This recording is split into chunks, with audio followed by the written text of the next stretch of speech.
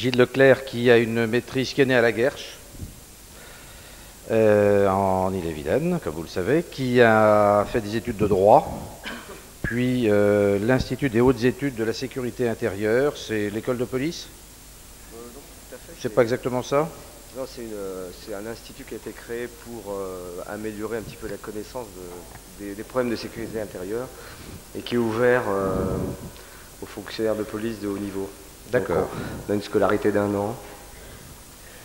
Vous entrez dans la police en 76, donc vous avez 23 ans comme commissaire de police. Ensuite, vous passez 10 ans à Versailles, au SRPJ, chef adjoint de la brigade Quignel, chef de brigade, chef de division. Il y a encore un chef au-dessus de la division? Non. Oui, bien sûr, il y avait le chef tout court du SRPJ. Quoi. Très bien. Donc 10 ans à Versailles au SRPJ, ensuite 18 mois en Corse, lutte antiterroriste. Ensuite, 4 ans, vous êtes chef de la section judiciaire des courses et jeux. Ce n'est pas le sujet de ce soir, mais on pourra peut-être vous poser quelques questions à ce sujet tout à l'heure. Surtout qu'il y a quelques rapprochements parfois, puisque c'est un haut lieu de blanchiment de l'argent. Et d'ailleurs, vous êtes chargé notamment de détecter les circuits financiers occultes dans le monde des casinos. Et en 1994, vous êtes chef de l'Office central pour la répression du trafic illicite des stupéfiants. Vous me permettrez ce vilain jeu de mots, c'est quand même une carrière assez stupéfiante pour un grand patron de la police. Mais je ne suis pas un drogué de la police quand même. Vous avez eu d'ailleurs dans ce domaine différentes responsabilités également au niveau européen. Vous avez été notamment en 1996 président de la conférence des chefs stupéfiants européens. Donc beaucoup de contacts internationaux avec le monde entier, on le verra tout à l'heure. Et puis vous écrivez, ce qui est assez rare pour un policier. Vous écrivez, en général, c'est les anciens policiers qui écrivent. Là, vous écrivez alors que vous êtes en activité, donc c'est extrêmement intéressant. Vous participez à différentes publications et vous avez bien sûr édité cet ouvrage, La drogue, que vous pourrez vous procurer tout à l'heure et que vous pourrez faire également dédicacer. Alors, comme d'habitude, cette voix au chapitre va durer 1h15, 1h30. D'abord, questions-réponses avec Stéphane Courgeon. Puis, vous poserez toutes les questions que vous souhaitez, comme d'habitude. Et puis, enfin, M. Dominique Lemener, vice-président du Conseil général, eh bien, je pense, vous remerciera. Voilà, je vous le dis à l'avance. Vous remerciera pour votre conférence. Mais enfin, on verra, suivant les applaudissements, les réactions aussi. Vous, public, n'hésitez pas à réagir. N'hésitez pas, ça sera plus sympathique. Alors, première question de Stéphane. Peut-être serait-il intéressant que vous nous présentiez déjà en quelques mots l'OCRTIS, qu'on sache un petit peu combien de personnes sont sous vos ordres et ce que vous y faites. Bien sûr, d'abord, bonsoir messieurs, dames, je suis très honoré que vous soyez là, aussi nombreux. Donc l'Office central pour la répression du trafic illicite des stupéfiants est un des grands offices de la police nationale, de la police judiciaire en particulier, et donc est chargé de la lutte contre le trafic international, en particulier de toutes les drogues, bien sûr, mais est chargé aussi de centraliser, de coordonner toutes les informations en matière de stupéfiants en France, avec un rôle, bien sûr, de représentation de l'ensemble des services répressifs en France comme à l'étranger, ce qui donne un dispositif national, bien sûr, et international, puisque nous avons 14 antennes répartis ainsi dans le monde, dans toutes les zones de transit et de production ça représente de drogue. Sous vos ordres, l'ensemble du dispositif représente environ 500 personnes, je dirais, comme disait tout à l'heure, selon les organisateurs et selon la police. Est-ce qu'on peut peut-être essayer, enfin d'abord une question, est-ce que vous, en tant que chef de l'OCRTIS, vous allez plutôt sur le terrain ou vous êtes plutôt chargé de coordonner en fait les actions de vos... Écoutez, je vais quand même moins sur le terrain qu'avant, malheureusement, mais ça c'est un petit peu l'âge qui veut ça. Non, je coordonne, mon travail c'est de coordonner, d'avoir surtout des relations extérieures, tant dans les réunions nationales, interministérielles, qu'internationales et européennes, bien sûr, puisqu'à l'heure de l'Europe, on est très très sollicité et on essaye de travailler ensemble. Et puis, des réunions comme celle-ci, on en a quand même un certain nombre. Donc, je veux dire, ça prend beaucoup de temps, mais c'est, je dirais, dans toute ma carrière, un métier atypique, je dirais, parce que ça n'a rien à voir avec ce que j'avais fait avant, dans la mesure où ce phénomène de la drogue qui est extrêmement, qui est un phénomène de société par définition, entraîne le chef de l'office central à effectuer des choses qui les amènent même à faire des livres, vous voyez, ce que j'aurais pas imaginé quand j'ai commencé. Mais extrêmement passionnant, extrêmement prenant. Alors peut-être serait-il intéressant que d'abord on fasse un peu un état des lieux de la drogue et de ses activités en France, peut-être en parlant du nombre de saisies, des drogues les plus utilisées, des interpellations. On peut donner des grands chiffres? Oui, les grands chiffres, je les ai bien sûr. Je pense que je ne vais pas vous abreuver quand même. Enfin, disons globalement, la première drogue qui est saisie et consommée en France, la toute première drogue légale, hein, et illégale bien entendu, c'est le cannabis, qui reste toujours la première drogue. Cette année encore, les chiffres vont sans doute le confirmer. Alors le chiffre des interpellations est très variable. L'année dernière, on avait interpellé 70 000 personnes pour cannabis en France, dont évidemment 58 000 pour usage, puisque c'est une drogue aussi qui est très présente dans la rue, hein, qui est très présente dans une certaine frange de jeunesse. Quand vous dites dont 58 000 pour usage, c'est-à-dire que les autres, c'est des trafiquants? Tous les autres, c'est des trafiquants, voilà. La deuxième drogue en importance, je dirais, d'interpellation, c'est toujours, et ça reste toujours, l'héroïne, même si c'est un produit qui est en baisse depuis plusieurs années. Et ensuite, il y a tous les autres produits qui sont ceux-là en augmentation aussi, qui sont la cocaïne et les drogues synthétiques. Hein. Donc l'année dernière, en 97 plus exactement, 89 000 personnes interpellées, dont 1400 trafiquants internationaux et environ 5 000 trafiquants nationaux, donc des trafiquants qui ont déjà une envergure importante, et 10-12 000 usagers revendeurs, donc des usagers qui revendent, par définition. Alors les chiffres 98 ne sont pas encore finalisés, puisqu'il est encore un peu trop tôt, bien sûr, mais je dirais qu'on aura un petit peu les mêmes tendances, toujours la baisse de l'héroïne, et baisse conséquente, bien sûr, des surdoses par ce produit. On est, je crois, à une centaine d'overdoses recensées pour les 9 premiers mois de l'année, donc on n'aura pas un chiffre énorme, mais il faut savoir qu'en 97 on était à 228 et qu'on avait déjà diminué de moitié par rapport à 97, donc c'est un résultat relativement encourageant en ce qui concerne ce produit. Et quelle est aujourd'hui la drogue la plus consommée en France? Vous avez dit le cannabis, mais celle qui émerge, la tendance c'est l'ecstasy toujours? Pardon. Oui, enfin, je dirais qu'il y a des tendances qui sont qu'on essaye d'observer sur plusieurs années, donc il faut relativement être prudent parce que la drogue c'est aussi un phénomène de mode, donc il faut relativiser. Si on parle, pour donner un exemple, le LSD par exemple qui avait été très à la mode dans les années 60 avait fait une chute monumentale pour revenir ces derniers temps.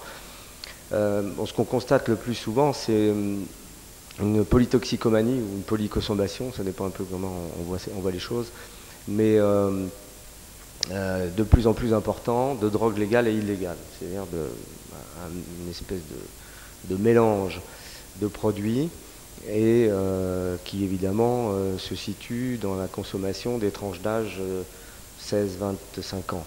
Bon. Quand vous dites polyconsommation, c'est un mélange de drogue, d'alcool? Donc on a comme ça des associations de cannabis, de médicaments ou des associations de cannabis puis de drogue synthétique et de cocaïne en fonction de la soirée, en fonction du moment. Donc ça c'est une tendance qui est de plus en plus forte. Et c'est tellement vrai qu'on publie à l'Office central une revue qui fait un petit peu le point de la situation. Cette année, le thème central, ce sera la polytoxicomanie. Donc vous voyez qu'on a essayé justement de mettre en avant ce problème. Puis la deuxième tendance, et celle-là, elle est relativement, à mon sens, je dirais, significative d'une certaine société, celle de la performance et un petit peu de la concurrence, c'est qu'on a de plus en plus de prises individuelles de produits qui auparavant étaient des produits festifs, hein, entre guillemets, c'est-à-dire l'ecstasy du matin ou le petit sniff de cocaïne pour partir au boulot ou pour être meilleur que son voisin dans une entreprise ou je dirais dans son cabinet dentaire ou d'avocat. Donc là, c'est je dirais une tendance qu'on voit émerger de plus en plus. Alors je ne dis pas que c'est majoritaire, mais ça fait partie des modes actuels, si j'ose dire. D'après ce que vous venez de nous dire, apparemment les actifs sont eux aussi de plus en plus touchés par la drogue, parce que ce n'était pas le cas il y a encore quelques années. Ça, c'est une évolution très nette du profil des consommateurs? Tout à fait, mais c'est lié aussi aux produits, puisqu'on est de plus en plus dans des produits de performance et des produits comment dire, stimulants, hein, par rapport à l'héroïne qui était finalement, enfin qui est un produit antidépresseur et qui évidemment n'entraîne pas les mêmes effets.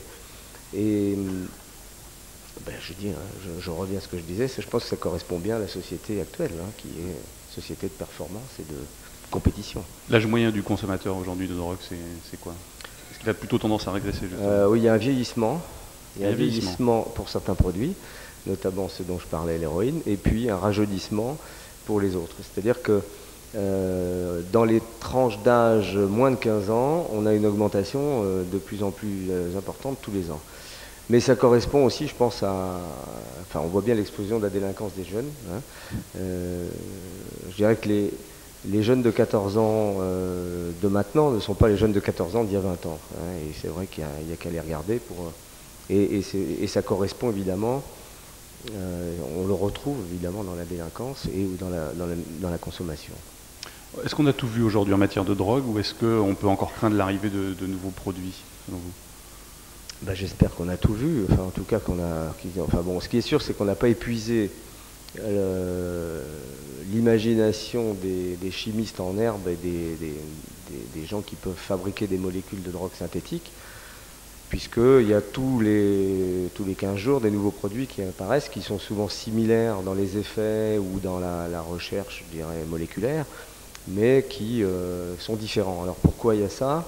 Il y a deux explications. D'abord parce qu'effectivement on aime bien changer, mais aussi parce que actuellement dans la législation, les produits sont interdits par molécule. C'est-à-dire qu'on n'a pas de raisonnement analogique, hein, on a simplement un raisonnement par produit. Ce qui fait que les trafiquants, sachant cela, essayent de trouver une molécule approchante, ce qui fait que quand on fait l'analyse au niveau scientifique, bien, on ne peut plus poursuivre sous le même chef d'infraction. Donc ça, c'est aussi, évidemment, pour nous contrer, et pour contrer le système judiciaire. Est-ce que les progrès en matière de fabrication, de production et de trafic sont continus aujourd'hui? On a une évolution, évidemment, des techniques qui va de pair avec l'évolution moderne. Hein. C'est-à-dire que ce qu'on trouvait comme cannabis il y a une trentaine d'années, on le trouve toujours, mais on trouve d'autres cannabis. C'est-à-dire des cannabis qui sont travaillés sous serre, des cannabis donc à forte teneur en principe actif, qui est le tétrahydrocannabinol, hein, le THC, dont on entend parler souvent. Et puis vous avez même des cannabis clonés maintenant, donc avec des cannabis chimiques. Donc des cannabis qui sont très forts. Ce qui met un petit peu à bas tous les concepts drogue dure, drogue douce, parce que finalement des cannabis à 25% de THC deviennent extrêmement dangereux pour le système nerveux central.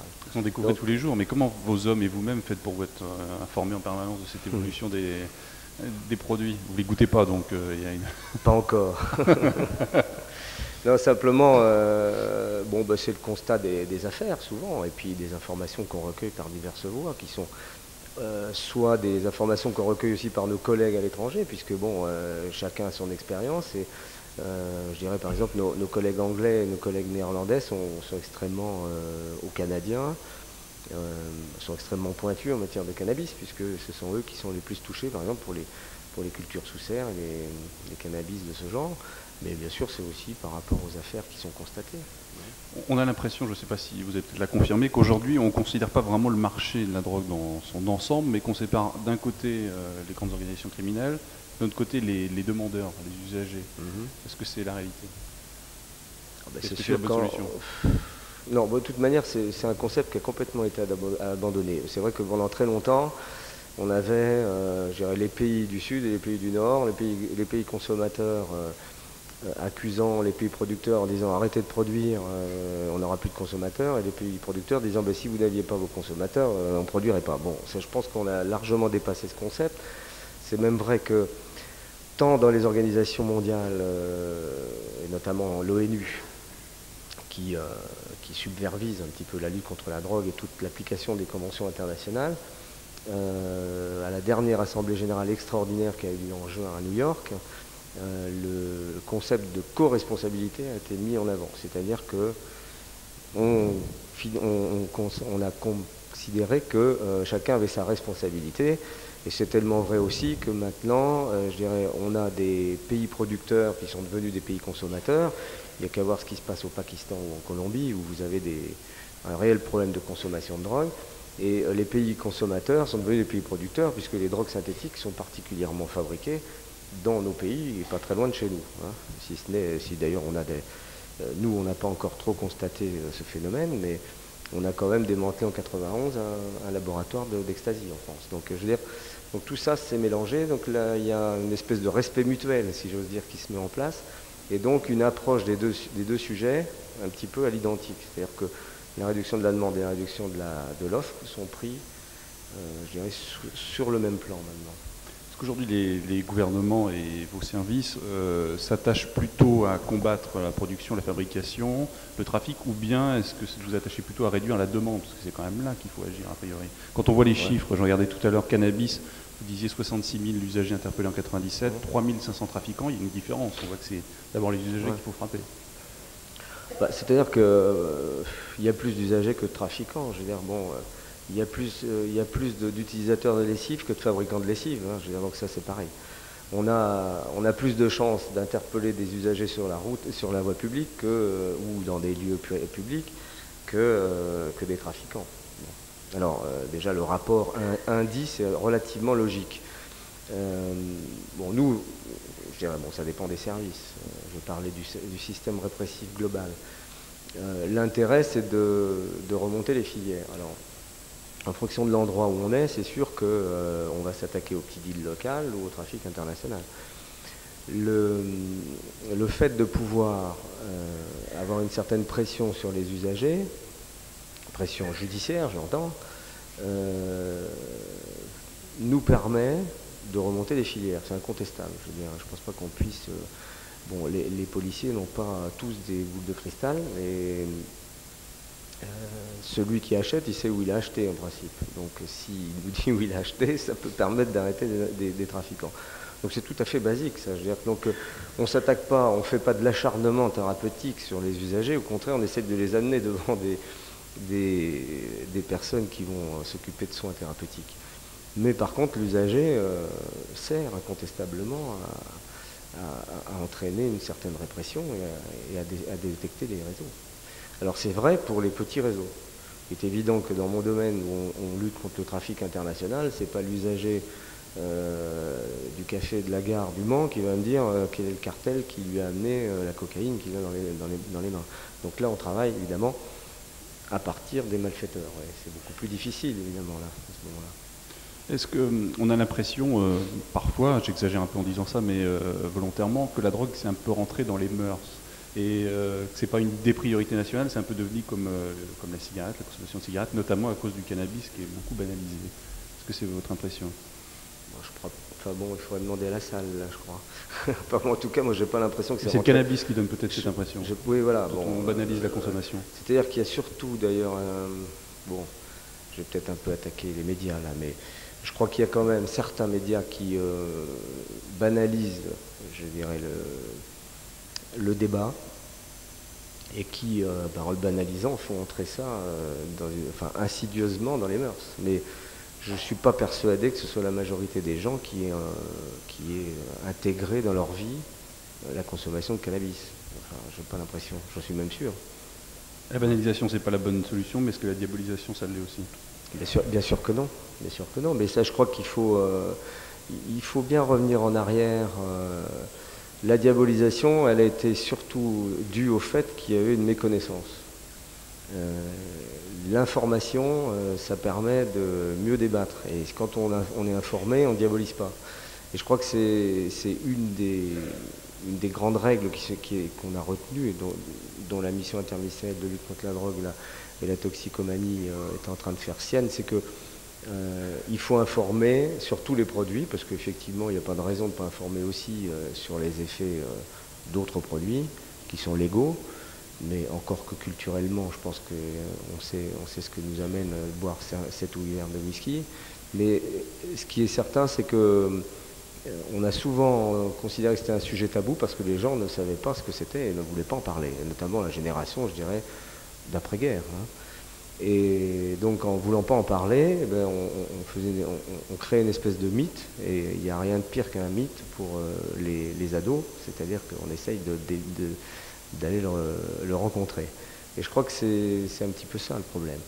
Et je veux dire, moi j'ai un petit peu écrit aussi mon bouquin dans ce but, c'est-à-dire pour essayer d'informer. Parce qu'on entend beaucoup de choses dites qui sont fausses ou erronées ou orientées. Voilà. Et j'ai essayé d'être le plus partial possible, le plus impartial possible par contre, pour informer. Je pense que c'est le plus important. Ce qu'on n'a pas dit, parce que le contenu du livre, pour ceux qui ne l'ont pas lu, c'est un état des lieux des drogues aujourd'hui, leurs effets, les lieux où on peut même s'en procurer. Je donne pas sans les adresses, évidemment, et la prévention. On dit du cannabis que c'est une drogue douce, ça vous fait sauter au plafond, j'imagine. Ça revient à ce que je disais tout à l'heure, ça ne veut plus dire grand-chose dans la mesure où on tombe sur des cannabis qui sont beaucoup plus puissants que, je dirais, certaines pilules d'ecstasy qui sont coupées à 90%. Donc non, il n'y a pas de bonne drogue pour moi, il y a des drogues qui rendent dépendants, et je pense qu'il faut lutter contre toutes les drogues, quelles qu'elles soient. Donc drogue douce, drogue dure, ça...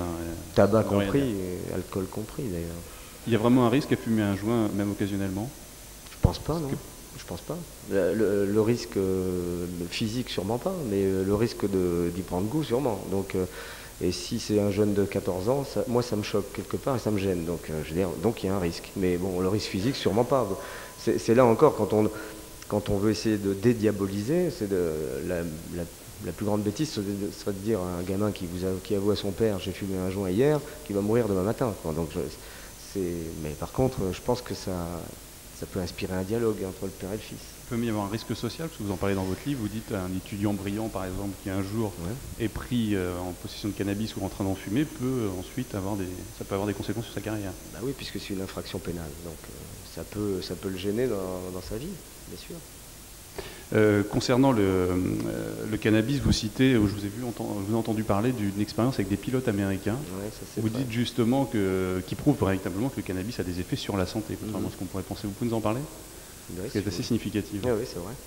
Mais bon, sur un plan général, il n'y a pas de drogue qui n'ait pas d'effet sur le système nerveux central. Je veux dire, je pense que c'est important de le dire d'ailleurs, parce que toutes les drogues, au départ, ont des effets médicamenteux. Enfin, je pense qu'il y a des médecins dans la salle qui pourront être certainement plus brillants que moi, mais je veux dire, il y a chaque drogue, au départ, qui est devenue illicite, avait un pouvoir au départ qui aurait pu être, d'ailleurs certaines on les a conservées puisque la morphine continue à soigner bien entendu, mais d'autres sont le fruit d'expériences et ont été abandonnées.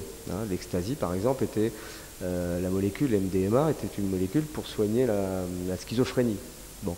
Et le cannabis, qui est une plante naturelle, a des effets aussi médicaux reconnus, qui sont connus, notamment contre le glaucome, qui peut aider à une certaine relaxation.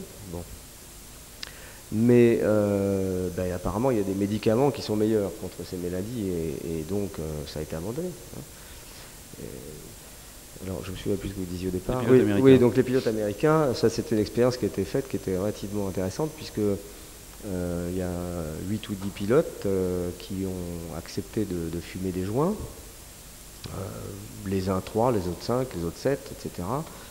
Et puis ensuite on les a placés sur des simulateurs de vol, et 2 sur 3 loupaient la piste ou se posaient un peu trop fort, etc. Donc, et c'était relativement intéressant quand même, parce que ça montrait bien les effets sur leur cerveau et sur leur perception visuelle ou sensorielle.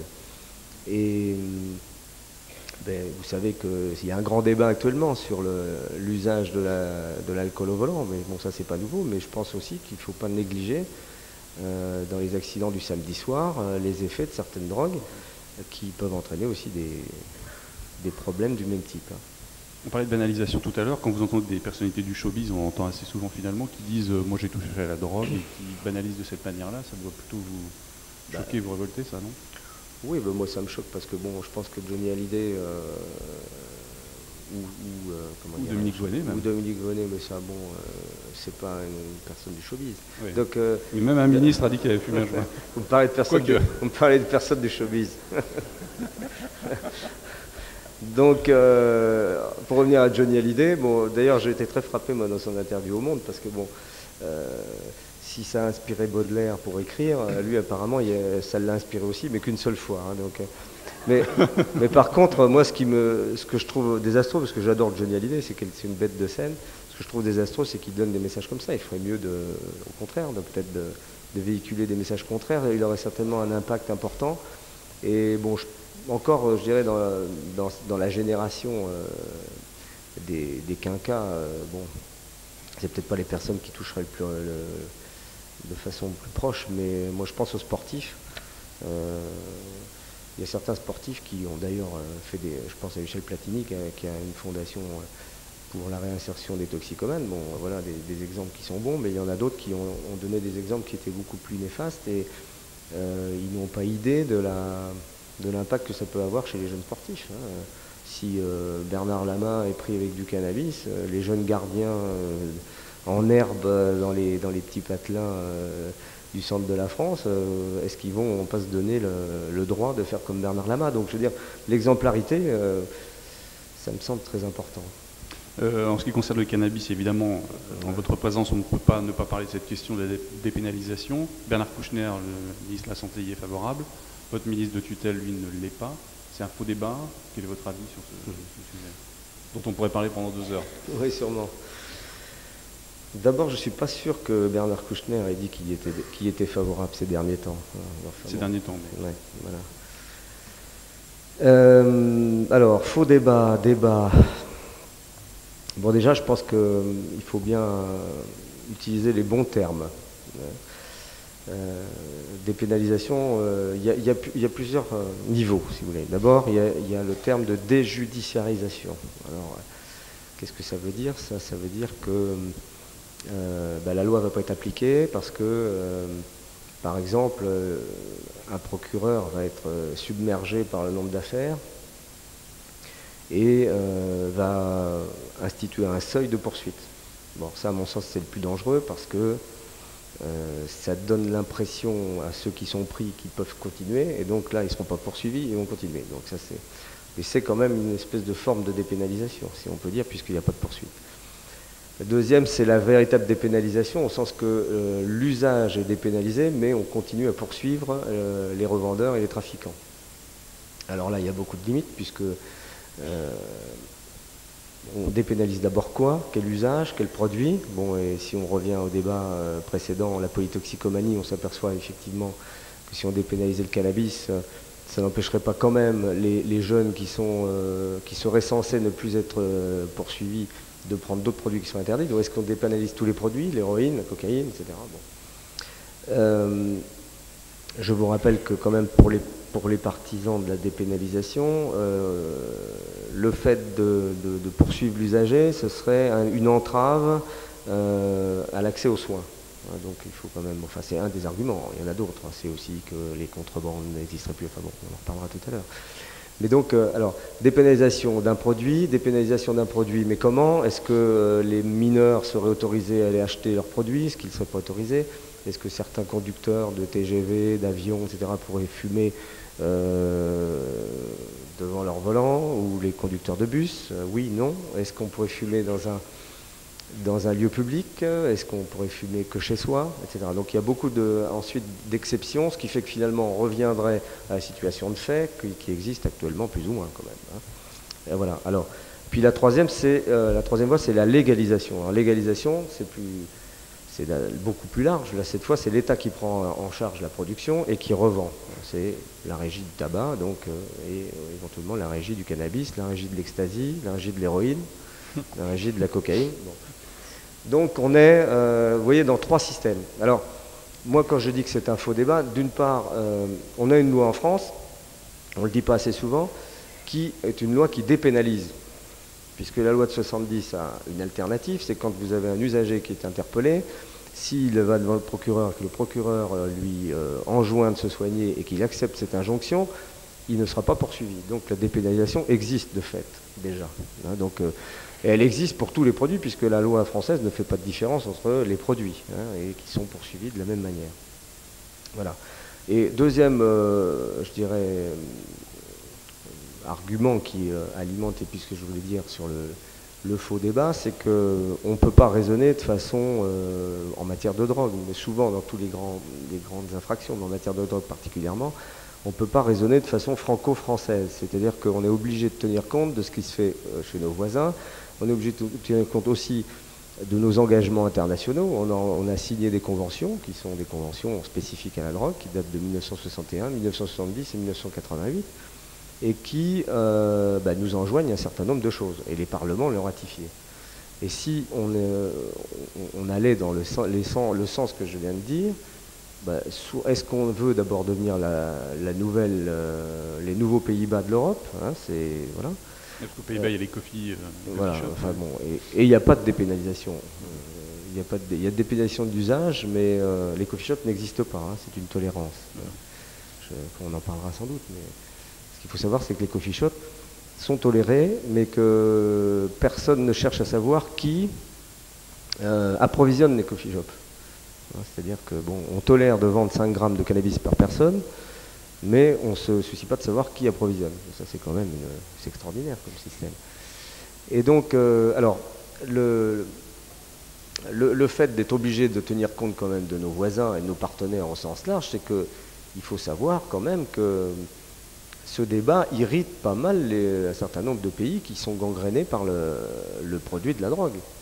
Quand on discute avec nos collègues colombiens, ou pakistanais, ou libanais même, je dirais, ça les irrite parce qu'ils disent, bon, écoutez, on a déjà suffisamment de corruption, on a suffisamment de narcodollars qui circulent dans notre économie, on a du mal à tenir debout, et vous voulez-vous ouvrir les marchés pour que nos cartels continuent à se remplir les poches et à continuer, bien entendu, à nous dominer économiquement et politiquement.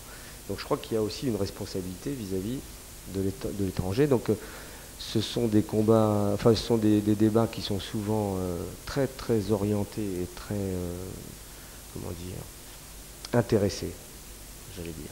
Mais enfin, très intéressés. Ça faciliterait pas votre travail d'une dépénalisation de la drogue, du cannabis? Non, parce qu'il y a un très bon parallèle dont on a parlé en aparté quand nous étions entre nous, c'est celui du dopage. Il se trouve qu'on a travaillé là-dessus cet été, comme vous avez pu le constater un peu. C'est vous qui étiez sur la table? Oui, on était avec SRPJ. Et le fait que les usagers de produits dopants ne soient pas poursuivis pénalement, certes, c'est très bien. Ils ne seront pas poursuivis pénalement. C'est vrai qu'ils ont des sanctions sportives importantes. Mais en tout cas, ça ne nous a pas donné les mêmes moyens d'action pour travailler, pour remonter les filières qu'on aurait peut-être pu remonter. Et ça, c'est vrai que on a tous. Alors, on entendait les débats justement. Ah, mais que fait la police? Les pauvres coureurs du Tour de France, laissez-les pédaler, et il ferait mieux de s'occuper de ceux qui leur en fournissent. Mais oui, mais si on avait un peu plus de pression sur ces gens-là. Or là, il y a des pénalisations d'usage de produits dopants. Hein, c'est uniquement des sanctions administratives et sportives.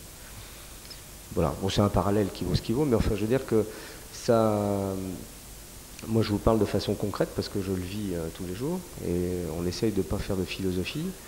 Et moi, je pense que ces débats sont souvent entretenus par des philosophes qui n'ont jamais vu un toxicomane de leur vie, ou des gens qui sont intéressés. C'est-à-dire des gens qui sont prêts à mettre en place des ventes libres et gagner de l'argent sur le dos des toxicomanes. Est-ce que le chiffre de 97 qui dit que 15% des usagers du cannabis interpellés avaient moins de 18 ans, soit près de 10 000 personnes, ça c'est pas un argument suffisant pour dire qu'on est contre la dépénalisation? Oui, parce que oui, effectivement, déjà, s'il y a des pénalisations, j'ai fait partie de la commission Orion, qui a planché en 95 sur le sujet pendant 7 mois, et parmi ceux qui prenaient la dépénalisation d'usage de cannabis, les propositions qui étaient faites, c'était quand même d'interdire aux mineurs, donc l'argument effectivement est excellent. Est-ce qu'un vrai drogué peut être contre la dépénalisation? Il suffit de les interroger. Enfin, un drogué hard, ouais. Je pense pas qu'il soit vraiment pour. Je pense pas qu'il soit vraiment pour. Et pourquoi? Parce qu'il hait sa drogue, il hait son dealer, et qu'il n'a pas du tout envie de pouvoir avoir à portée de la main un produit bon, qu'il avait plus de mal à se procurer sur le marché clandestin.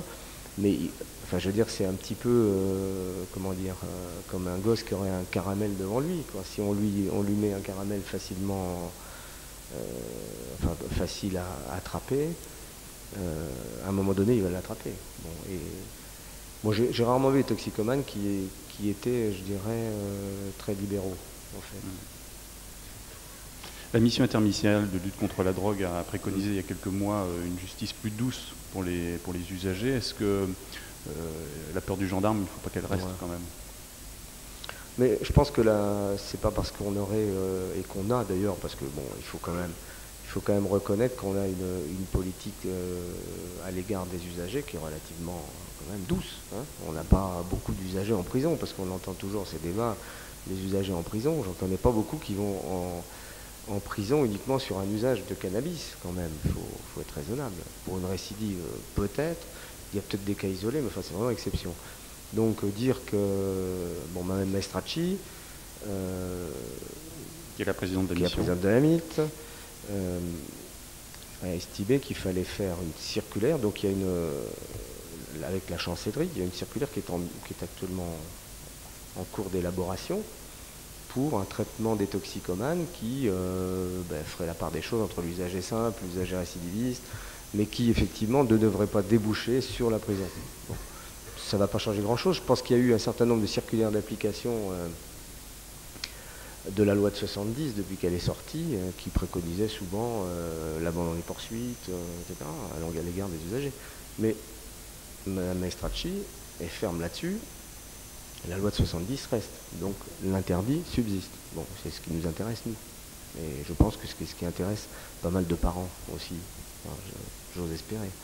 Justement, parlons un peu de prévention. Est-ce qu'aujourd'hui, vous pensez qu'en matière de prévention, c'est un chapitre important de votre livre, on s'attaque vraiment aux sources de la toxicomanie? Est-ce qu'on va exactement où il faut? Je crois que la matière prévention en matière de drogue en France est sûrement un de nos talons d'Achille. Enfin, bon, par rapport à l'expérience, je dirais, de nos proches voisins et de ceux qui ont les moyens d'en faire, je dirais, on n'a pas été très bon là-dessus. Ça, tout le monde le reconnaît, et la mission aussi le reconnaît, puisqu'on est en train de travailler là-dessus pour essayer de renforcer. Alors, on n'est pas très bon. Il y a bien sûr des actions de prévention. Heureusement qu'on en fait quand même. Mais en prévention primaire, hein, j'entends bien, c'est-à-dire la prévention de dissuasion. Donc l'information. Je crois qu'on a un gros déficit parce qu'on a fait des campagnes anti-drogue, mais qui ont été ponctuelles, qui n'ont pas été régulières. On ne va peut-être pas assez auprès des gens. Il y a vraiment des domaines qu'il faut creuser, notamment auprès de l'éducation, auprès des enseignants, auprès de tous les personnels qui sont dans les collèges. Mais ça va du personnel de santé, d'entretien à l'enseignant lui-même, et puis dans les associations sportives, artistiques. Enfin, je veux dire, on pourrait sans doute avoir une approche par des gens spécialisés beaucoup plus importante. Et là, on est en train, franchement, de travailler sur ce sujet, parce que je crois que c'est primordial, parce qu'on revient à l'information. Si on n'a pas une bonne information, on n'aura pas une bonne prévention. Et avant d'informer les enfants, peut-être les parents d'abord. Bien sûr, bien sûr. Mais bon, puis il y a différentes formes d'information. Mais on peut très bien informer les enfants en bas âge sans les abreuver sur la composition de la molécule chimique. Hein. Mais je veux dire, on a sûrement un petit peu loupé ça. Elles ne sont pas assez ciblées, les campagnes, selon vous? Pas assez ciblées, pas assez régulières. Et trop douces, comme les drogues? Ça, c'est un autre débat. C'est un autre débat parce que c'est un arme à double tranchant, le fait de montrer vraiment. Bon, je sais qu'il y a les Espagnols, par exemple, qui ont des messages très très durs. Je me souviens d'un message publicitaire sur les méfaits de la cocaïne, où on voit un gros ver blanc qui rentre comme ça dans le cerveau. Bon, ça fait un effet choc quand même, c'est vrai. Mais bon, il faut se méfier de ces messages-là, ça peut être mal reçu, ou on peut rigoler, ça peut pas être très bon. Mais aller à la base, au milieu dans les milieux socio-professionnels, dans les milieux sportifs, avec des gens formés, bien sûr. Je pense que c'est une des gages de la réussite, en tout cas de la limitation de la prolifération. C'est la prévention primaire, et en ce qui concerne ceux qui ont déjà touché à la drogue, qu'est-ce qu'on Alors peut faire la prévention secondaire, donc c'est celle qui concerne évidemment ceux qui sont en soins. Bon, ben là, il y a tout un tas de choses qui sont faites maintenant. Hein. On en est bien sûr au traitement de substitution. Hein. Bon, là, il y a beaucoup à dire aussi. Hein. Je veux dire, on a aussi les effets pervers du traitement de substitution. Bon, ça a permis, ce que je disais tout à l'heure, de faire baisser l'héroïne et donc de stabiliser, socialiser des gens qui étaient dans des phases très dures en matière d'héroïne, mais qui sont quand même encore sous l'effet du Subutex et de la méthadone, avec des effets pervers qui sont aussi le marché clandestin des drogues de substitution, hein, puisque il n'y a pas de centralisation, bien sûr, des ventes et des prescriptions, même si il y a les carnets à souche. Mais je veux dire, bon, vous savez très bien qu'on peut fabriquer des faux, etc. Et donc, on a des toxicomanes comme ça qui font la tournée des médecins et qui ensuite font la tournée des pharmacies, et puis ensuite font évidemment leur petit deal souterrain. Bon. D'où des effets dangereux, puisque le Subutex associé à certains produits peut entraîner la mort. Hein. Donc mais c'est quand même une des méthodes qui a permis de réaliser une bonne prévention secondaire. Bon. Et puis, évidemment, il y a tous les centres de soins, les centres de thérapie, etc. Alors la prévention tertiaire, c'est la plus dure, c'est les centres de post-cure. Là. Et donc le fait d'essayer que le toxicomane soigné ne retombe pas.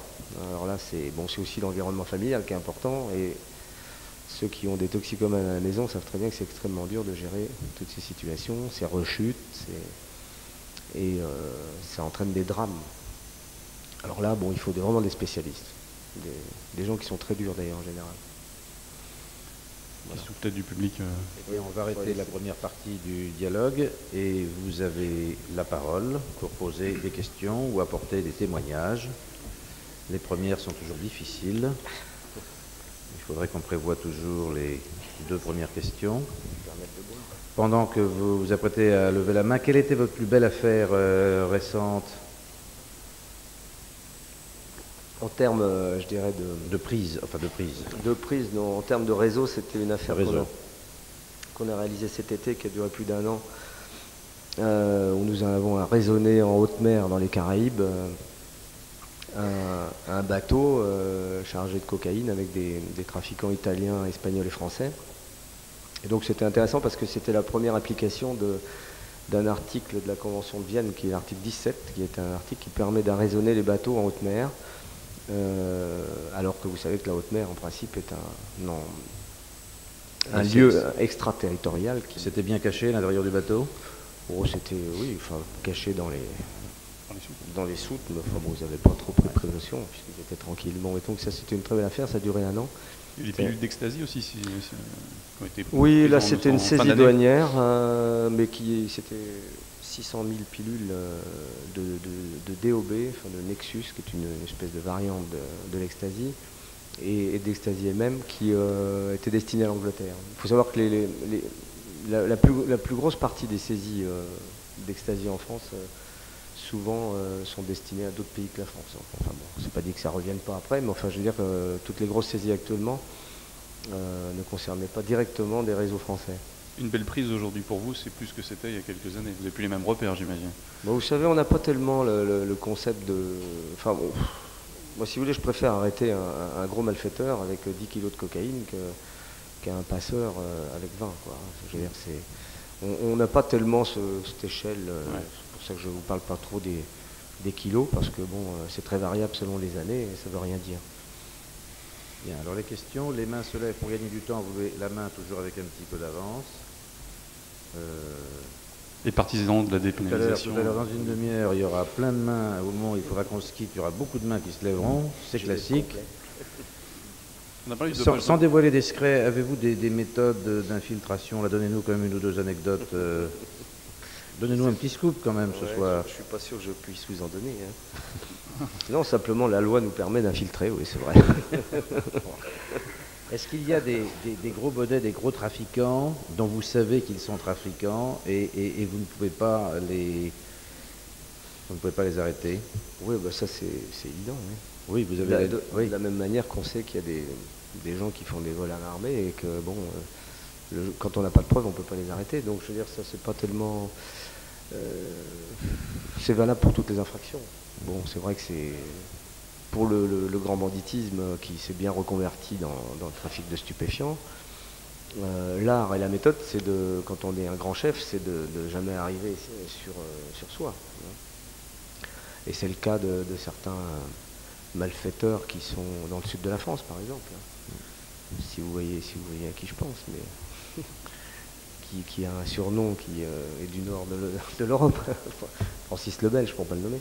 Donc c'est quelqu'un qui tire les ficelles, mais qui pour l'instant est bien étanche. Les nouveaux moyens de communication ne doivent pas vous faciliter la tâche. On vend de la drogue sur Internet aujourd'hui? Bien sûr, oui. Le portable, vous trouvez ça sympathique comme...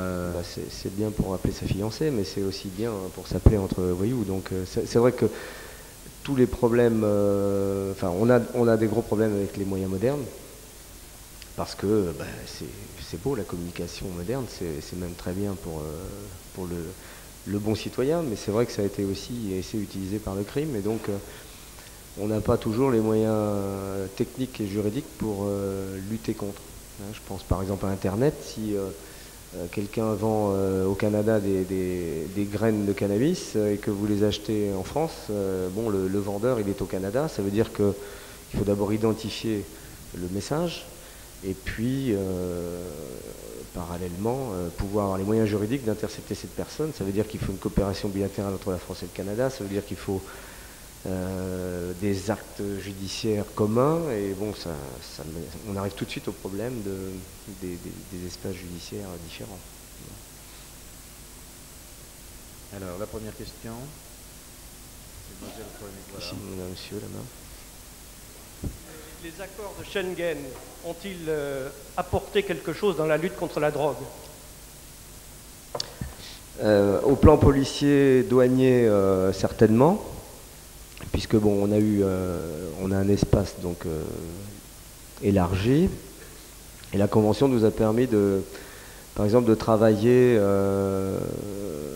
plus rapidement sur des droits d'observation. On a le droit d'observation dans les pays de l'espace Schengen, par exemple. Si demain on a une enquête qui se déplace sur Amsterdam, on peut poursuivre notre filature si les autorités belges sont d'accord, et ensuite les autorités hollandaises. Et on peut faire entrer les actes de procédure dans la procédure française, ce qui est quand même une grande avancée au niveau juridique. Donc c'est une espèce de début d'espace judiciaire européen, même si c'est très limité, même s'il faut des accords, mais enfin c'est quand même, ça va dans le bon sens, puisque ça nous permet d'aller vite. On a également le droit de suite, qui permet d'interpeller dans les zones frontalières quelqu'un qui aurait commis une infraction sur son territoire. Et puis, il y a également des exécutions de pièces de justice qui sont permises de façon urgente, donc qui permettent d'aller beaucoup plus vite pour interpeller des gens. Alors c'est vrai que parallèlement, bien sûr, le fait d'avoir ouvert les frontières a permis la circulation plus aisée d'un certain nombre d'individus, donc c'est évidemment parfois plus difficile de les coincer. Donc ça c'est le revers de la médaille. Mais bon, alors par le traité d'Amsterdam, toutes les dispositions du traité de la Convention Schengen vont être intégrées dans l'Union, donc les droits dont je viens de parler vont être applicables sur l'ensemble du territoire de l'Union, donc ça va nous élargir notre champ d'action. Contrairement à ce que le seul problème était les Anglais, et les Anglais semblent accepter maintenant l'augure de l'intégration de la Convention Schengen. Est-ce que la France aujourd'hui se donne les moyens de lutter contre la drogue, et notamment pénalement, par exemple, est-ce que les trafiquants ont plus peur de se faire prendre en France que dans un autre pays? Ça, incontestablement, les têtes de pont sont ailleurs qu'en France, même si parfois, bien sûr, ils se rencontrent en France, mais globalement, on a un système très répressif, qui est sans doute le plus répressif d'Europe avec l'Angleterre. On a un droit exorbitant, puisqu'on a le même droit que pour le terrorisme en matière de procédure pénale, puisqu'on a la possibilité de mettre 4 jours en garde à vue des trafiquants, on a la possibilité de faire des perquisitions de nuit, on a une cour d'assises spéciale avec des magistrats professionnels, et on a aussi, l'avocat ne vient pas à la première heure, enfin bientôt à la première heure, à la 20e heure comme dans le droit commun, mais à la 72e heure. Donc on a un droit exorbitant. Et puis on a des peines très, très fortes, puisque ça peut aller jusqu'à perpétuité, donc ce qui fait que, évidemment, les trafiquants sont plutôt repliés dans les pays où ils risquent moins. Ça c'est évident. Et tous nos grands malfaiteurs d'ailleurs français qui étaient les anciens as de la banque, sont maintenant tous retirés tranquillement et tirent les ficelles de leurs affaires sur la Costa del Sol, voilà, parce que là, ils risquent un peu moins. Est-ce que, à l'instar de la Colombie, enfin la Colombie c'est vraiment un extrême, hein, est-ce qu'il y a beaucoup de policiers en France aujourd'hui qui travaillent dans vos services, qui meurent dans la lutte contre la drogue? Non, très peu, Dieu merci. Non, non. C'est pas dans la culture, ça, des voyous, de nous tirer dessus comme ça. Bon, mais c'est vrai aussi que c'est pas la même chose. Je veux dire, en Colombie, c'est la guerre. Enfin, bon, il y a d'abord la narco-guérilla qui protège ses champs, et quand on va au-dessus des champs de culture de feuilles de coca ou de pavots, c'est évident qu'on est copieusement arrosé au fusil mitrailleur. Donc c'est quand même pas la même chose en France, quand même, hein, heureusement. Mais bon, je veux dire, on n'a pas le plus de risques que de travailler contre des terroristes ou contre des braqueurs.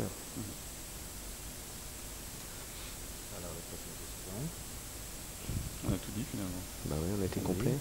Je pense qu'on n'ose pas parler à un commissaire de police. Vous devez impressionner. Je sais pas. Pour une fois qu'on peut interroger un Oui, commissaire je de pose police. une autre question sur la mafia russe. Merci, monsieur. Est-ce qu'elle apparaît dans le trafic de drogue? Ouais, alors là, elle n'est pas encore apparue en France. Enfin, on a eu une affaire en France il y a de Georgiens, là, il y a 2 ans. Bon, c'est évident que les mafias, parce que bon, il y en a quand même plusieurs, qu'une, les mafias de l'Est, je dirais même au sens large, sont impliquées dans le trafic de stupéfiants. Il n'y a qu'à voir d'ailleurs les flux et les prises qui sont de plus en plus nombreuses dans l'Est de l'Europe, hein. Il y a eu des grosses prises de cocaïne, des grosses prises d'héroïne.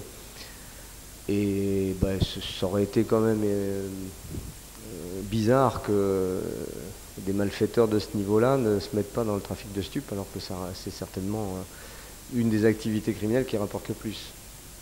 Alors, ce qu'il faut aussi mettre en avant, c'est que non seulement les Russes, mais bon, toutes je dirais, les républiques, les anciennes républiques satellites sont devenues des zones de stockage ou de production, puisque la Pologne, par exemple, ou la République tchèque sont devenus des grands producteurs de drogue synthétique, que la Roumanie ou la Hongrie sont des zones de stockage de cocaïne de plus en plus nombreuses, ou de blanchiment d'argent, puisqu'il y a quand même un certain nombre de banques encore dans ces pays-là qui ne sont pas très regardantes.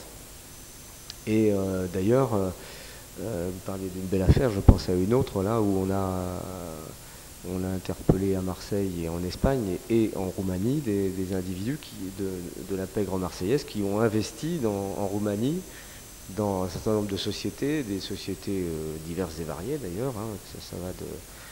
Ça va des petites sociétés de laverie au casino, etc. Donc sont devenus des pays potentiellement dangereux. Et quand on parle des mafias, je pense qu'il vaut mieux élargir, hein, parce que c'est beaucoup plus je dirais, les pays de l'Est au sens large maintenant. Alors c'est vrai que maintenant on a des retombées en France qui sont un petit peu au 2e degré, c'est surtout sans doute de l'investissement. On n'a pas encore eu de réseau vraiment organisé à ce sujet.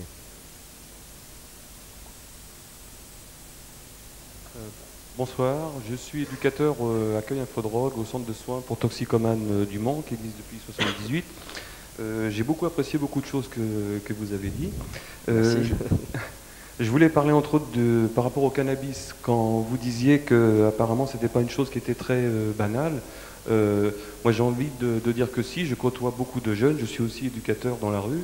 C'est vrai qu'on a l'impression que c'est devenu, maintenant ça fait partie de la culture jeune, si on peut dire.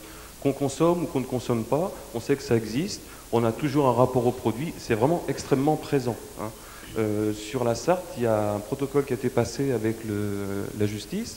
Lorsque des jeunes sont arrêtés pour un simple usage de cannabis, la loi permet au procureur ou au substitut, en l'occurrence, de diriger les jeunes vers le centre de soins. C'est ce qui se passe en Sarthe. Ça ne se fait pas pour tous les cas, mais ça c'est une chose qui existe. J'avais une question à vous poser aussi au niveau de la substitution. Enfin, vous en avez parlé un petit peu.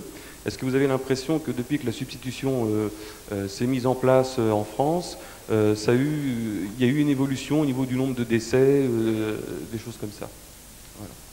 Ben, c'est ce que je crois que j'avais dit. Merci d'abord d'élargir le débat. Je suis tout à fait d'accord malheureusement pour le fait que dans l'esprit des jeunes de 15-16 ans, c'est devenu banalisé. Mais enfin bon, c'est aussi bien entretenu quand même, la banalisation, parce que je pense aussi qu'on a...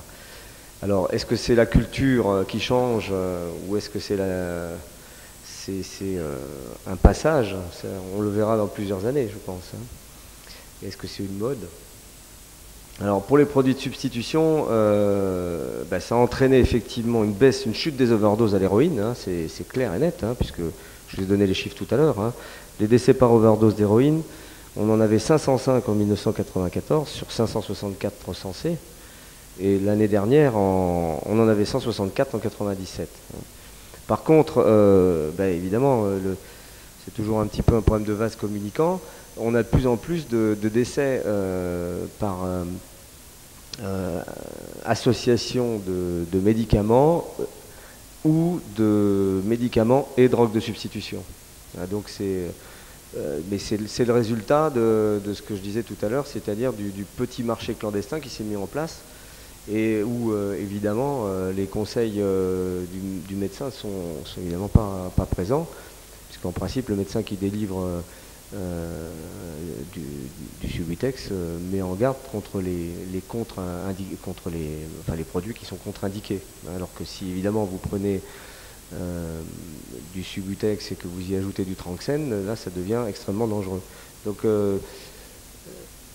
la réponse est oui, ça a fait baisser.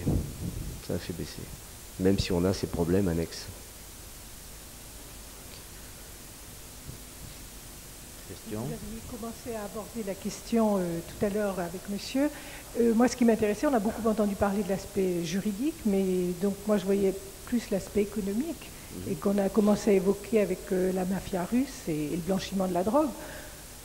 Dans l'économie mondiale, puisque vous parlez au niveau mondial, qu'est-ce que ça représente? Et les investissements qui sont évoqués, donc j'aurais aimé qu'on en parle un peu. Oui, bien sûr, c'est de toute manière complètement lié, puisque les trafiquants qui produisent, les producteurs de drogue ne produisent que pour gagner de l'argent, c'est pas pour s'amuser à faire de la belle culture. Donc c'est évident que ça génère des produits financiers énormes, et d'ailleurs qui sont extrêmement difficiles à quantifier par définition, puisque ça part d'une économie parallèle, donc illicite. Ce qui est évident, c'est que quand on va dans les zones de production, on s'aperçoit que le narcodollar est certainement celui qui dirige. On l'a vu dans beaucoup de pays, on a vu que ça a entraîné des chutes de gouvernement. La Colombie, le président Samper a perdu les élections à cause du financement de sa campagne par les cartels. On a des pays qui sont évidemment complètement noyautés par le système drogue. Je pense par exemple au Myanmar, l'ex-Birmanie, qui je dirais, a fait de la drogue une espèce de produit intérieur brut, si j'ose dire. Et puis, ça génère évidemment d'autres problèmes qui sont liés aussi à la guerre, qui entretiennent des guerres aussi. Il n'y a pas que l'économie. Regardez ce qui se passe en Afghanistan. Les talibans, pardon, ont pris comme principe que la drogue allait financer leur mouvement. Et donc, ça a entraîné que l'Afghanistan est devenu le premier producteur d'opium dans le monde. Alors, il y a des choses très bizarres quand on circule. Je pense qu'ici, il y a beaucoup de gens qui voyagent, mais je veux dire, quand on va dans des pays de ce style, c'est par exemple qu'on voit des immeubles super riches, de luxe, inoccupés. Par exemple, au Liban, on voit ça en Équateur, on voit ça au Nigeria, même au Pakistan. Donc c'est quand même un signe, effectivement, qu'il y a des investissements. Mais c'est sûrement un des plus grands dangers, c'est le danger économique, parce que c'est la source de déstabilisation des démocraties. C'est une source d'inflation. On a tout intérêt à lutter aussi contre les flux financiers. C'est ce qu'on fait, bien entendu. Je veux dire, quand on lutte contre un réseau de trafic international, on ne se contente pas de saisir la drogue. On essaye aussi de les prendre au portefeuille et de les déshabiller, si j'ose dire. J'évoquais tout à l'heure votre poste aux courses et aux jeux. Vous disiez qu'il y avait un lien avec les stupéfiants. Vous pouvez nous en parler? Oui, il y a un lien. C'est-à-dire que bon, les casinos, s'ils ne sont pas bien surveillés, peuvent permettre d'investir de l'argent sale et de réinvestir de l'argent sale, et donc à partir de là de devenir des lieux de blanchiment assez extraordinaires. Alors ça peut partir évidemment de la base, hein. C'est le petit produit, c'est-à-dire l'argent d'un braquage qu'on va échanger contre des jetons, et puis on récupère ensuite l'argent blanchi. Mais ça, c'est pas vraiment du blanchiment au sens auquel on l'entendait tout à l'heure. Mais par contre, la prise de possession par des prête-noms, par des sociétés constituées de prête-noms, et la prise de possession d'un casino peut permettre de faire une blanchisseuse extraordinaire. Puisque même si on contrôle, on ne peut pas toujours être là. C'est exactement le même principe que pour ce qu'avait fait Al Capone, hein, c'est-à-dire, ou la Pizza Connection, c'est-à-dire que vous avez tout un réseau alimenté par peu de clients, mais vous gonflez les chiffres d'affaires et vous avez à ce moment-là un potentiel économique énorme, et dès que vous le revendez, vous avez fait votre opération de blanchiment.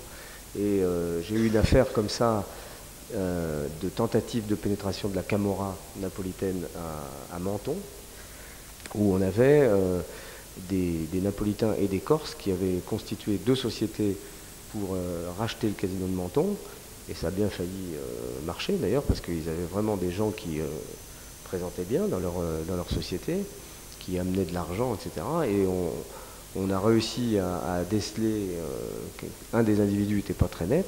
On s'est aperçu qu'en fait, derrière ça, il y avait une tentative de récupération de ce casino, ce qui leur a permis après, évidemment, d'injecter des capitaux sales, et puis de revendre peut-être, ou de se revendre à eux-mêmes d'ailleurs, parce que c'est une combine aussi, c'est de se revendre à soi-même, avec un chiffre d'affaires surélevé, et vous blanchissez encore une deuxième fois le casino. Donc mais ça c'est possible dans toutes les sociétés commerciales, mais c'est vrai que le système casino le permet bien. Bien, encore 2 ou 3 questions ou témoignages, monsieur.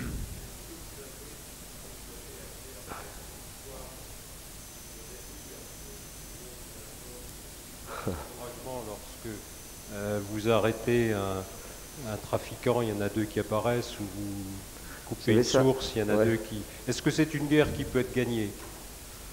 Écoutez, moi je pense que c'est pas sans doute aux policiers que je suis de vous dire, de répondre. Bon, quand on fait des métiers de ce style, on y croit toujours, sinon on change, hein. Mais bon, c'est un petit peu valable pour toutes les infractions. Vous savez, le rocher de Sisyphe, hein, il vous retombe toujours sur le nez. Je veux dire, si vous luttez contre les viols, il y aura toujours des viols, malheureusement. Mais bon, si on arrête un violeur, on est content. C'est pas pour autant qu'il n'y aura pas un viol demain, si vous voulez. Donc les stupéfiants, c'est vrai que c'est tellement passionnel parce que ça touche la santé que on a toujours tendance à dire que quand on arrête un trafiquant, il y en a 3 qui sont derrière et qu'on fait rien. Mais je veux dire, c'est pas là pour toutes les infractions, ça, je crois. On est dans un système où, de toute manière, le niveau 0 n'existe pas dans tous les domaines, je crois, hein. Mais par contre, je crois qu'il faut se donner les moyens et avoir des gens volontaires pour essayer de limiter. Hein, les sociétés, elles sont faites de ça, finalement. Elles sont faites de règles qui sont malheureusement souvent transgressées, mais il faut essayer qu'elles soient le moins transgressées possible. Et il faut des gens pour essayer de faire respecter justement ces règles. Moi, je crois que, si vous voulez, je crois que je ne vais pas faire de la politique, mais j'avais retenu une phrase de Pasqua qui était tout à fait vraie quand il disait la guerre contre la drogue, quelle guerre? Il faudrait déjà la déclarer.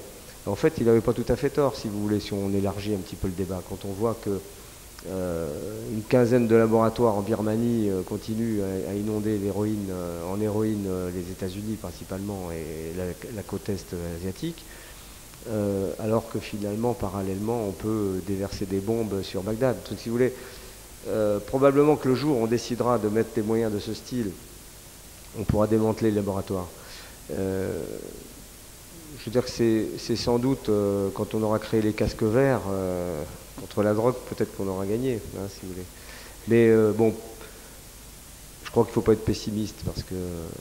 Il faut mettre les bombes sur les laboratoires? En tout cas, on pourrait peut-être aller les titiller un peu plus qu'on ne le fait, c'est sûr.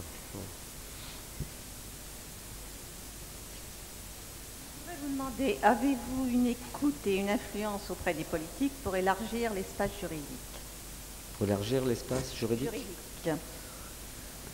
Ah, ça c'est un grand sujet, madame, mais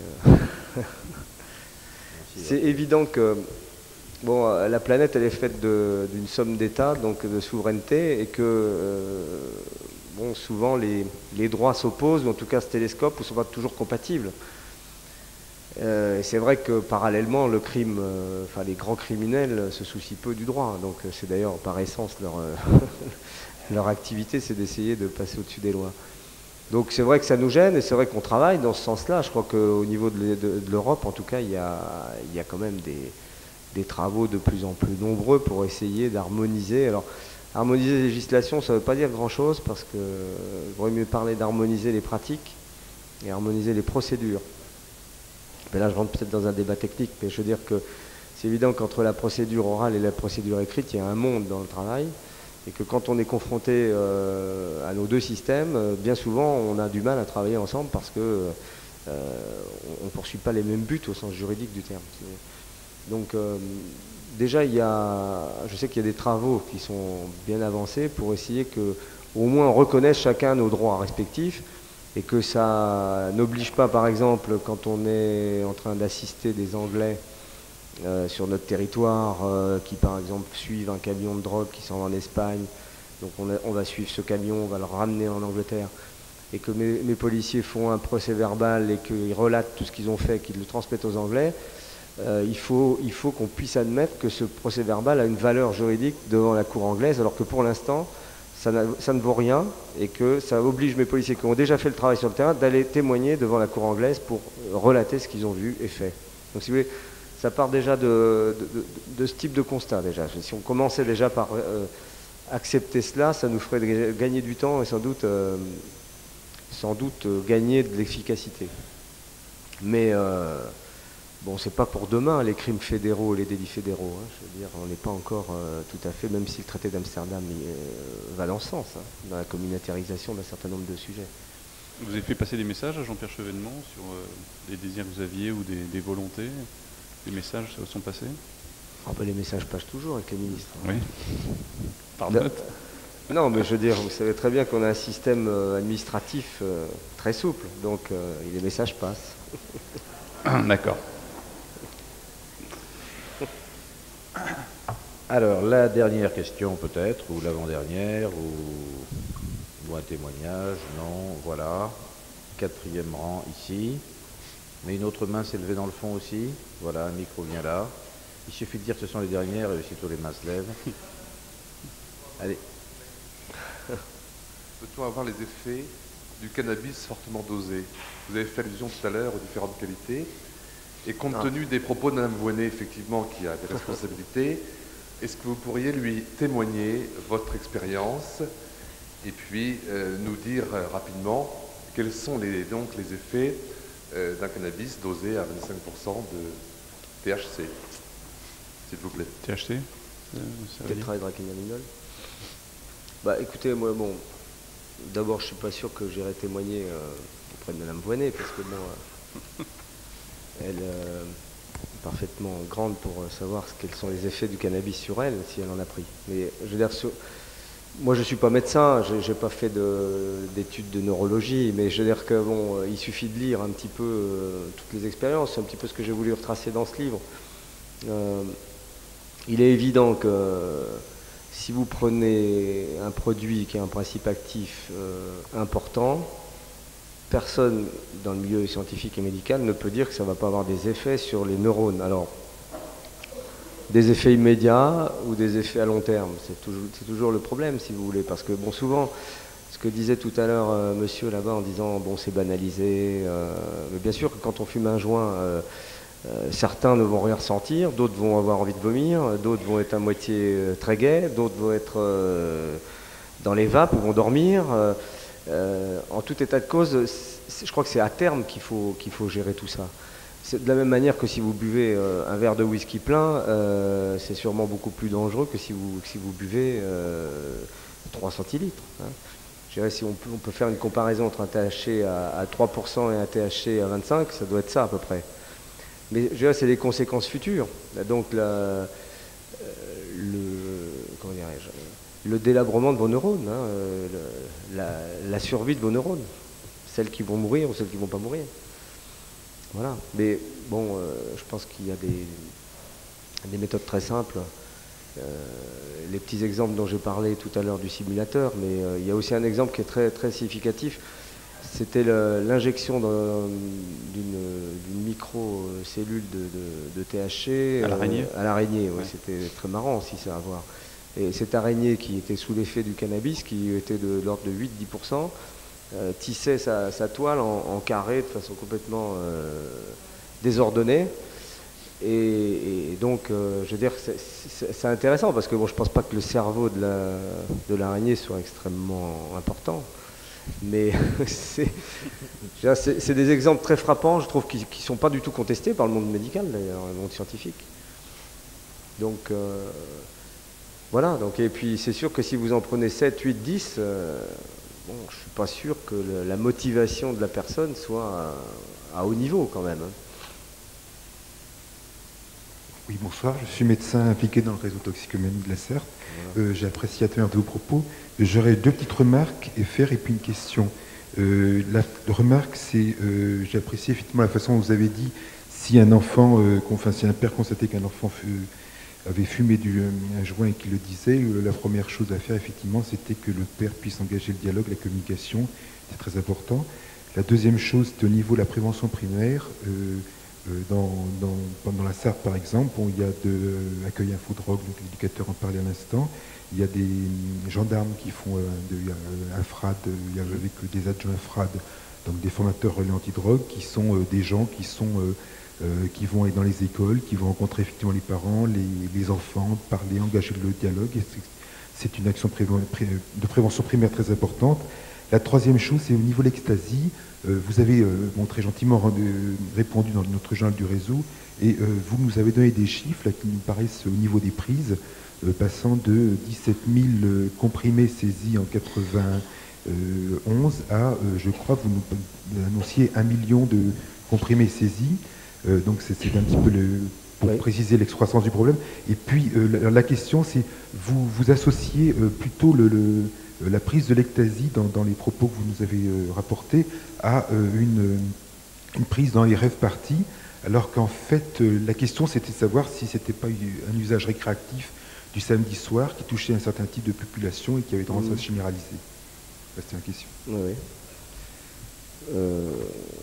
C'est vrai que moi, je ne suis pas sûr que j'ai associé ça complètement tout à l'heure. Enfin, je ne suis même pas sûr d'avoir parlé de rêve. Enfin, peut-être dans mon livre, oui. Mais non, mais vous avez raison, c'est maintenant un produit qui est pris de façon tout à fait récréative en association ou à un moment de la soirée. Il y a eu des études faites par l'INSERM là, qui sont très intéressantes là-dessus, notamment une enquête sur des jeunes du côté de Bordeaux et qui montrait bien le comportement, le comportement du jeune dans la prise du produit. Et bon, celle-là fait partie, mais je parlais aussi des jeunes cadres dans la semaine. Hein. Je pense qu'il y a aussi, comme certains prenaient du Guronzan, bon, c'est le nouveau Guronzan, si j'ose dire. Mais pour revenir aux prises quand même, bon, même si c'est effectivement un signe très important moi, je dirais à la hauteur du sujet actuellement, puisqu'on a des prises de plus en plus importantes. Malgré tout, sur les 3 dernières années, on reste toujours dans les mêmes proportions. Hein, c'est-à-dire qu'on est toujours touché par ces prises d'environ 20%. Tout le reste va notamment vers la Grande-Bretagne, qui est très très grande consommatrice, et puis de plus en plus vers l'Espagne, parce que vous savez aussi qu'il y a quand même un royaume de la fête là-bas qui est bien développé, notamment à Ibiza. Et c'est pas pour rien d'ailleurs que l'année dernière, les Espagnols ont démantelé 4 laboratoires, dont 3 à côté d'Ibiza. Donc ils sont en train de fabriquer leurs produits sur place. Mais bon, bien sûr qu'il ne faut pas nier le fait que la consommation augmente en France, même si cette année on a une certaine stabilité. C'est pas du tout lié. Je pense qu'on a beaucoup de difficultés à pénétrer ces milieux. Hein, c'est vrai que ce sont souvent des milieux festifs fermés, donc la consommation il existe, et pour remonter les réseaux, c'est beaucoup plus difficile que les réseaux classiques. Enfin, pour l'instant, hein, je dis bien pour l'instant, parce que bon, je pense qu'on sait s'adapter assez vite quand même. Bien, c'était peut-être la dernière question, à moins qu'une dernière main se lève, c'est la dernière.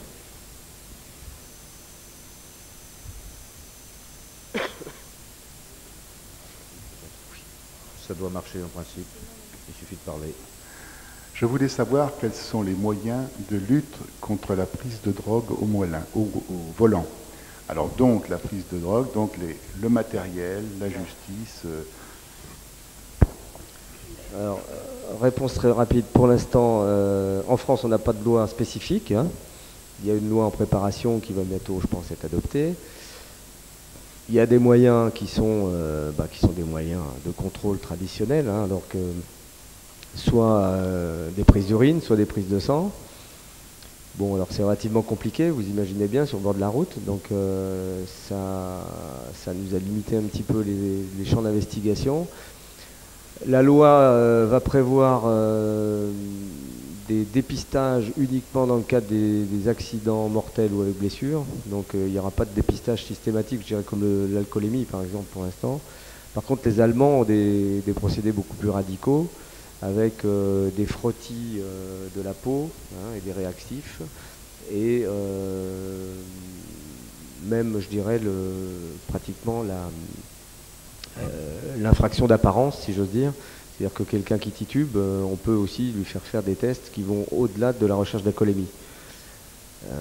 Mais c'est un réel problème, hein, ce problème-là, parce que c'est vrai que on est tous persuadés, et d'ailleurs il y a beaucoup d'expériences qui ont été faites, qu'il y a de nombreux accidents qui sont dus au cannabis ou aux psychotropes ou à d'autres produits. Hein. Je pense au LSD aussi, qui est un produit extrêmement dangereux, notamment en période de flashback.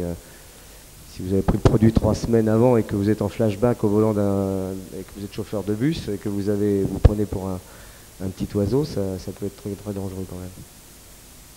Voilà, c'était assez rapide. Merci beaucoup.